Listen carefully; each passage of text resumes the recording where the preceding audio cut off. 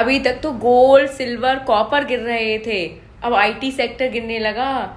एक डिप्रेशन से निकल नहीं पाए, दूसरा डिप्रेशन आ गया। आईटी सेक्टर गिरने के पीछे एक मेन रीजन है ग्लोबल स्लो डाउन, क्योंकि इंडियन आईटी कंपनीज का बड़ा बिजनेस यूएस एंड यूरोप से आता है और वहां रिसेशन का फियर होने पर क्लाइंट्स अपनी आईटी स्पेंडिंग्स कम कर देते हैं। इसके अलावा हाई इंटरेस्ट रेट के कारण कंपनीज कॉस्ट कटिंग मोड में चली जाती हैं, जिससे नए प्रोजेक्ट डिले होते हैं और रेवेन्यू ग्रोथ स्लो हो जाती है। साथ ही रुपये का मजबूत होना डॉलर अर्निंग पर इम्पैक्ट डालता है और एआई और ऑटोमेशन के चलते ट्रेडिशनल आईटी सर्विस के मार्जिन्स भी प्रेशर में आ जाते हैं। एआई का आईटी सेक्टर पर गहरा इम्पैक्ट पड़ रहा है, क्योंकि ऑटोमेशन और जेनरेटिव एआई टूल्स की वजह से क्लाइंट्स कम टाइम में और कम कॉस्ट में काम कंप्लीट करना चाहते हैं, जिससे ट्रेडिशनल आईटी सर्विस कंपनी की बिलिंग आवर्स और मार्जिन्स पर प्रेशर आ रहा है। बहुत से रूटीन काम जैसे टेस्टिंग, कोडिंग सपोर्ट और मेंटेनेंस एआई टूल से